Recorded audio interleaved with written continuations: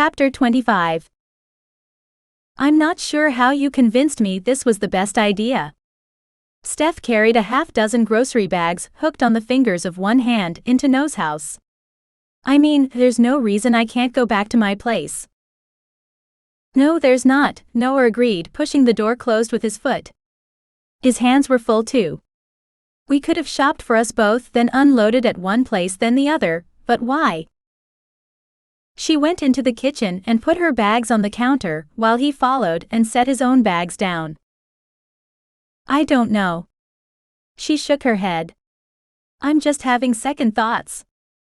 She saw the logic behind his suggestion that they shop for one place tonight, spend the night together again, then shop for the other place tomorrow. It made sense. Just as his argument for his place, because he had a coffee maker, made sense. Now though, she was having doubts.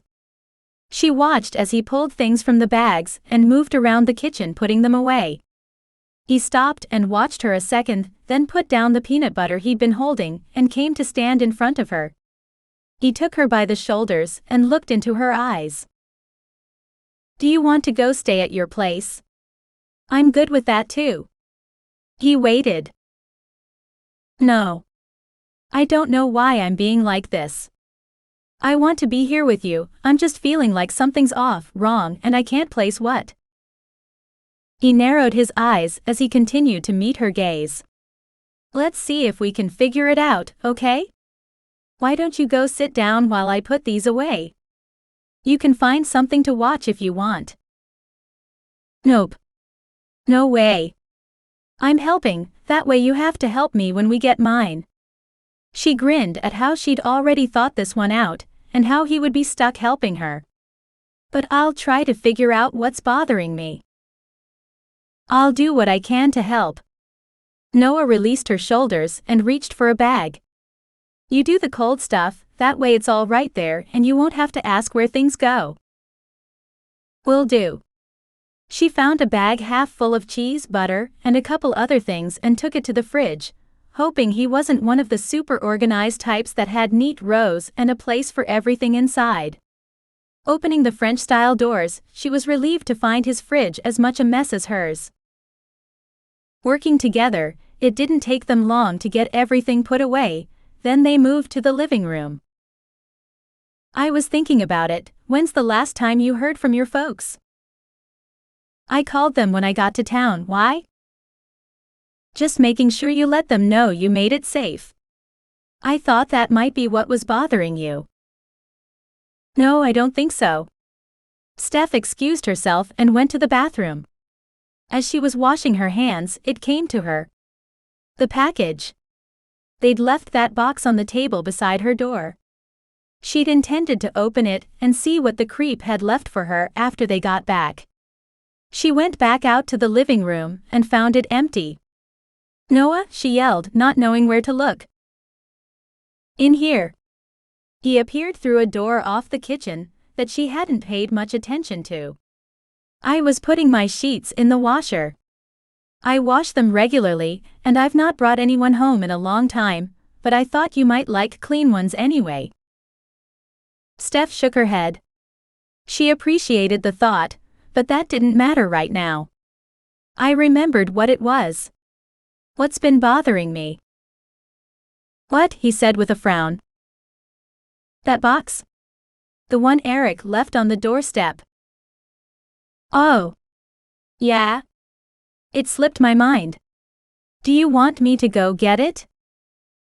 I thought I'd go along. That way I can grab some clothes for tomorrow and maybe my computer.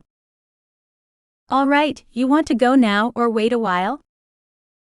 I don't need to go right this minute, but I'd rather not put it off too long. She took a deep breath and looked up at the ceiling for a moment. Now that I've remembered it, it's only going to bother me more until we figure it out. No problem. Give me a couple minutes to get some things started here, and we can go. He glanced around the kitchen, and she suspected he was thinking about things he needed to get done. Thank you for not blowing it off. She leaned up and kissed his jaw. Noah turned and looked at her, one arm going around her waist to pull her close. I would never. Steph wrapped her arms around his middle and laid her head against his chest. I know. It's points in your favor.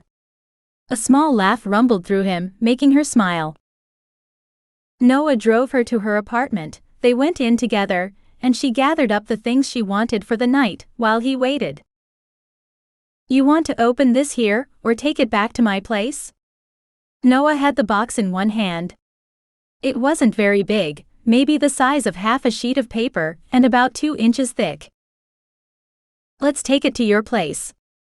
She glanced around the main room once more, hitched the strap of her laptop bag up on her shoulder, and turned back to Noah.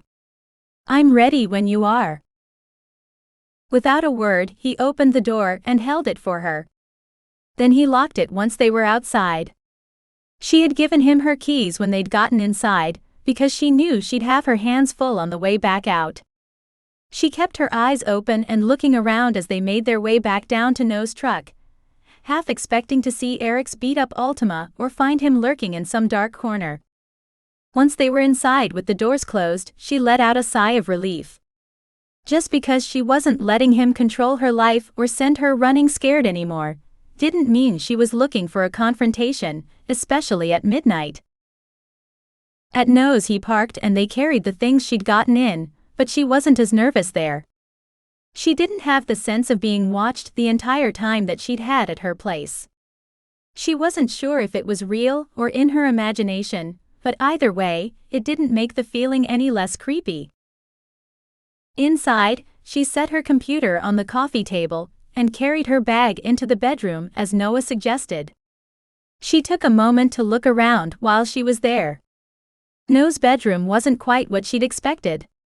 He had a matching dark wood bedroom set with a nice 4-poster bed, dresser, and a chest of drawers to match.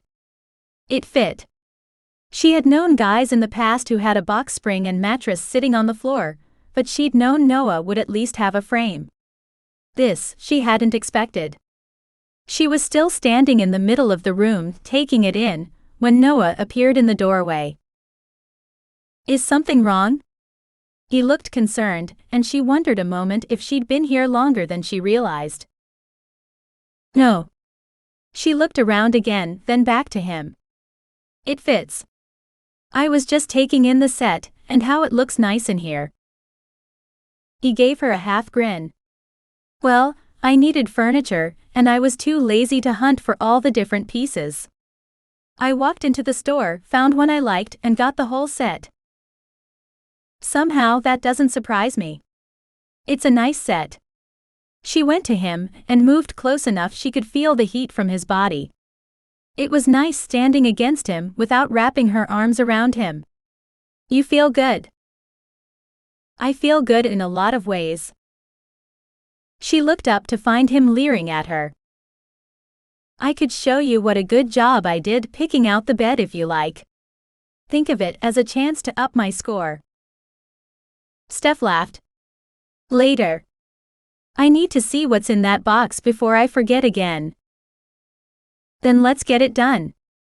He hooked an arm around her waist and walked with her to the living room where the box sat on the coffee table. With Noah right beside her, she sat on his sofa and stared at the package for several seconds before standing again. What's wrong? I need a knife. Noah grabbed the waistband of her jeans, pulled her back down, and dropped his keys into her hand. She looked at them, confused. Some people used keys to open packages, but it never worked for her. What? There's a P38 on them. It's great for packing tape. Steph frowned. I don't know what that is. I'll just go get a knife. She started to stand again. You're stalling. He didn't have to pull her back this time. His words did it for him. Crap, she thought, he's right. She sighed and gave him the keys back. I don't know how to use your tool, will you open it for me? I will. Noah picked up the box. But I thought you made pretty good use of my tool this morning. She shot him an unhappy look. Another time I might find that funny, but not at the moment. She watched as he found a small metal rectangle on the keyring, flipped out a tiny blade and slid it along the taped seams, slicing the tape like a razor. She was tempted to ask about the little tool, but knew that was just more stalling. She'd try to remember later. Steph took the box from Noah and tried to prepare herself for whatever she was about to find. She lifted the flaps and revealed a small manila envelope. Half annoyed, she took it out and dumped it into the box. A stack of photos, almost an inch thick, slid out. A handwritten note was the last thing to fall from the envelope. Steph blinked. She didn't know what she'd been expecting, but it wasn't pictures. She picked up the note first. My love. I thought you would like these. No worries about returning them, I have my own copies. Yours always. Eric. A knot formed in her stomach as she set the note to one side but still in the box and took out the stack of pictures. They were all of her. At work, on her way to class, in her car, climbing the stairs to her apartment. The knot in her stomach grew. Next were photographs of her at Pelican Lake. At her parents' store, at their house, in Brighton. There was one shot of her and Noah on the skiff fishing, but in the photo it wasn't Noah. Eric had superimposed his face in place of nose. Her stomach churned. There were pictures of her at home again. Carrying her things in the day she'd come back. Near the end of the stack was a picture of her painting. Inside her apartment. From the canvas, she knew it was last night. There was only one shot after that. A photo of her in bed. Asleep. Noah Eric lying beside her. It was more than she could handle. She shoved the box and all it contained onto the coffee table and ran. Thankfully, she knew where she was going, because she'd barely hit her knees in front of the commode when the heaving started. The next thing she knew, Noah was beside her, pulling her hair away from her face and holding it. He made soothing sounds that she couldn't quite make out, over the sound of her own retching. She didn't know how long she was there, but when the heaving finally stopped, her stomach ached. Noah handed her a cool wet washcloth. Here, this will help some. He helped her to her feet. You saw? She wasn't talking about her being sick, but rather what had caused it. I did.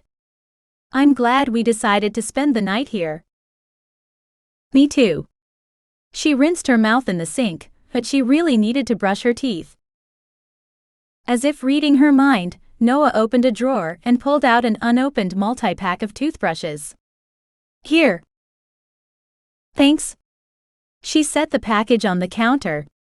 He's been in my apartment. I know. His voice was calm, almost as though he was speaking softly for fear of upsetting her. She was already way past upset. I can't go back there. Not until we figure out how. She didn't know what to do next and said so. We'll get it figured out. Are you okay here for a few minutes? I need to make a call. Yeah. I'm just going to get my toothbrush. Noah frowned and looked at the package on the counter. I'll use one of those to replace mine? If that's what you want. He lifted one shoulder in an uncertain shrug. I'll be in the living room if you need anything. Steph only nodded as she went into the bedroom to get the toothbrush from her bag.